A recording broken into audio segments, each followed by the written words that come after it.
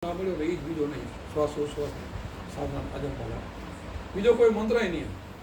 બીજાનો મંત્રની આપણે જરૂર નથી કાંઈ. અમે બધા જો મેં 3 વર્ષ એક ધારા હોમવારના એકટાનો ઉપવાસ કરેલા. પહેલાંની વાત કરો, ઘણા વર્ષો શનિવાર રહ્યો, એક પગે ઊભો રહીને હનુમાન ચાલીસા બોલું. ઓમ ભૂવરત તસ્મિતોરણ્યમ ભર્ગો દેવીશ ધીમે ધીમે પ્રચોદ ગાયત્રીના મંત્ર કોડી કરીને કઈ મારી તોડી નાખ્યું.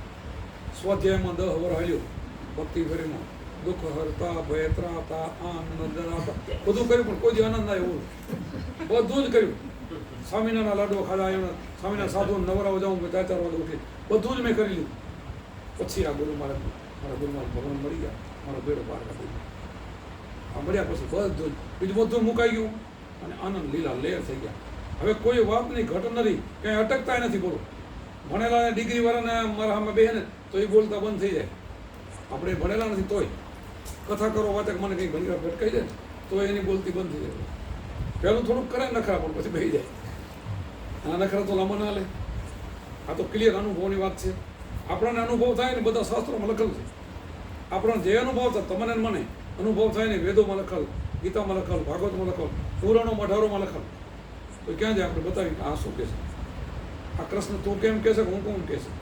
તો એ તારે કાન પકડે ના તમે કેમ કહે છે, તમે બોલો ને એ કહે છે. એ ભૂમિકામાં એ નથી એટલે બોલી ના આપે, એને ખબર જ નથી. અને આપણને ખબર છે ભૂમિકા શું છે. એ ભૂમિકા એથી બોલી છે ને એટલે ખબર પડે. આપણે બધા એ ભૂમિકાએ જાય ને તો એ કઈ વાણીમાં આપણને ખબર પડે. શાસ્ત્રોમાં ભેદ એનું છે. આખી તમે રામાયણ વાંચો ને તો શ્લોકે ને દરેક ચોપૈયામાં પણ જ્ઞાન છે. મને બોલો તુલસીદાસે પણ એનું જ્ઞાન ભરેલું છે. આપણને ઉતરીને તો ખબર પડે. જ્ઞાન વગરનું કોઈ પુસ્તક ન હોય, પણ ગુરુગમ તમને હોય તો જ આ બધા જ્ઞાનની ખબર પડે. એટલે કે ગઈ ગીતા વાંચો તોય ખબર ન પડે, ભાગવત વાંચો તો ખબર ન પડે, પુરાણો નકર તો ગરુડ પણ સાંભળો તોય તમને ખબર પડી જાય. બોલો, માણસ ગુજરી ગયા પછી નીચેના પાછલા 3 અધ્યાય છે ને એમાં નર્યું જ્ઞાન જ ભર્યું છે. આત્મજ્ઞાની પહેલાં બધાને ભડકાવે, આ વેતણી નડી છે ને આમ થાય ને આ ભોગવું પડશે ને આટલું આમ થાય ને એવું બધું વરણ. પછી છેલ્લે શું આવે 3 અધ્યાય કે જ્ઞાનીને આ કાંઈ ન કરવું પડે. બોલો, આત્મજ્ઞાનીને આ કાંઈ ક્રિયા ન કરવી પડે, એની મુક્તિ છે. એના આ કાંઈ નડે નહીં એવું લખેલ છે. છેલ્લા 3 અધ્યાયમાં જ્ઞાન લખેલું. કોઈ માણસ ગુજરી ગયા પછી ગુરુકુળ વાંચવા જાઓ છો, મહારાજને કહેજો પૂરું વાંચો, છેલ્લા 3 અધ્યાય સાંભળજો, છેલ્લું જ્ઞાન છે. એને કોઈ ક્રિયા કરવાની જરૂર નથી, પિંડદાન કે પાછળ કાંઈ પણ. એ પોતાની વસ્તુ પોતે બનાવી દે અને પોતાનું કરતો જાય. એની પાછળ એના છોકરા કંઈ ન કરતો ના હાલે, કારણ કે પોતે બધું કરીને જાય છે. પાછળ ક્યાં કરવાનું? અને પાછળ કરે ક્યાં કોઈને મળતું નથી. આ તો નાટક છે કે આ કાંઈક કરે તો છોકરાને જમાડે, કુટુંબને જમાડે, કાંઈ ફોન કરશે એમ કહીને આ લોકોએ વેટ કરી દીધું છે. બાકી એની મુક્તિ નથી, શરમમાં જવાતો નથી. અહીંયા એને આપવાનું એને મળે એવું પણ કાંઈ નથી. એ કાંઈ છે નહીં. છે અહીંયા હાથે સાથે. અહીંયા તમે કાંઈ કરશો તો તમારે અહીંયા મળી જશે. તમે કરો ને બીજાને મળી જાય એવું પણ નથી. તમે કરો તમારી મુક્તિ થાય. તમે ઘરમાં એક જ ઉપદેશ 9 જણાનો હોય તો 9ની મુક્તિ ન થાય. કારણ 9 જીવાત્મા જુદા છે ને. તમારો આત્મા જીવ જુદો છે. જીવ તો બધાના જુદા, આત્મા અમે ભેગા થાય, પણ એ તો જુદો છે ને. તો કર્મ તો જીવને જ ભોગવાનું છે. આત્મા તો નિર્લેપ છે, એ તો જન્મ તો મળતો નથી. આત્મા સર્વવ્યાપક છે. જીવની દશા છે ત્યાં બધું અલગ છે. અને કર્મે જીવને છે. જીવને બધા કર્મ છે 100%. જ્યાં સુધી તમે જીવશો ત્યાં સુધી કર્મ તમારા નિમિત્ત હોય. અને જીવ પણ મટી ગયું, શિવ બની ગયા, આમ બ્રહ્માસ્મી બની ગયા. તમે કહેશો હું શુદ્ધ આત્મા છું બોલશો ત્યાં તમારા બધા કર્મ ગયા. તો હું હવે નથી, જીવ નથી. કહેશે ને આપણે પંચીકરણમાં હું મોટો બકરો છું, સિંહ છું. હું હવે મોટો બકરો નથી. પહેલાં હું ભરી ગયો કે હું મોટો બકરો છું બોલતો. એમાં જગત બધું મોટો બકરા થઈને ત્યાં કરે છે. સિયાસત છે. કૃષ્ણ ભગવાનની ગીતામાં એમ કીધું હોય કે મમે વસે જીવ લોકો કે બધા જ મારા અંશો છે. બધા જેટલા જીવો છે ને એ મારા અંશ છે. પણ અંશ છે એ આપણને ખબર નથી ને ત્યાં સુધી કર્મ છે. ખબર પડી જાય પછી કર્મ ગયા. પણ ખરાબ એમને તો ખબર પડે નહીં.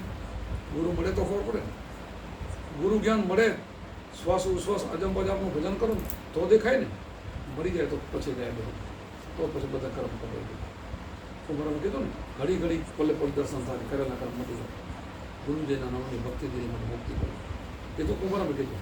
ઘડી પલે દર્શન થાય. એટલે ક્યાં દૂર ક્યાં છે?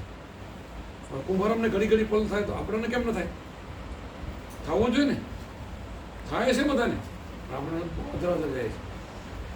ભગવાનના દર્શન થાય છે, પ્રત્યક્ષ ભગવાન છે, પણ એના એમ વિશ્વાસ થઈ જાય અને આજ છે તઈ ત્યાં સુધી નહીં.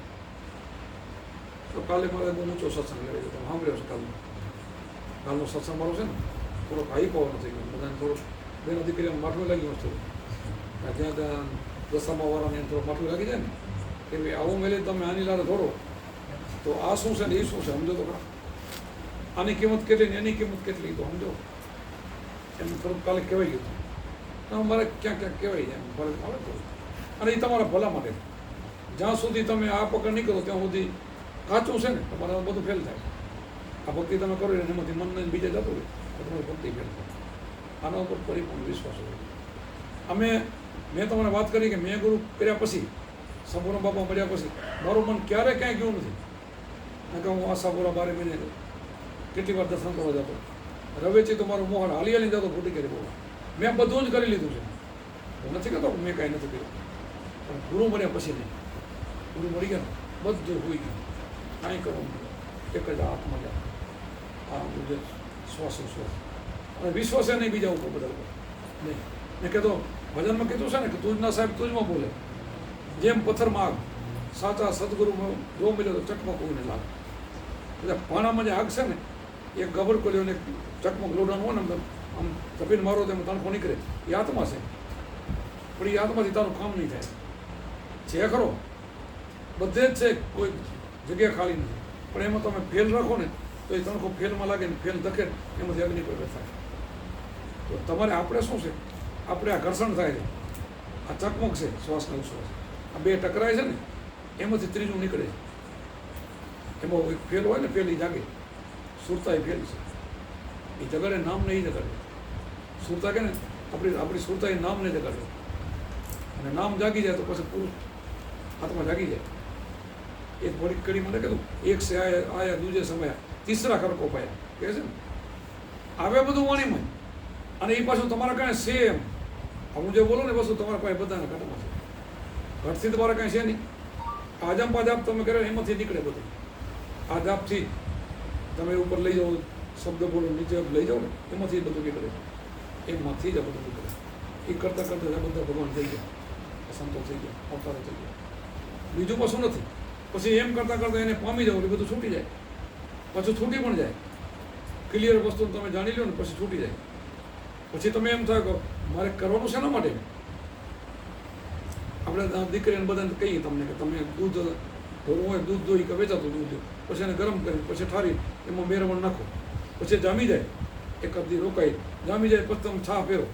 પણ છા કેટલી વાર ફેરો, માખણ આવે એટલી જ વાર.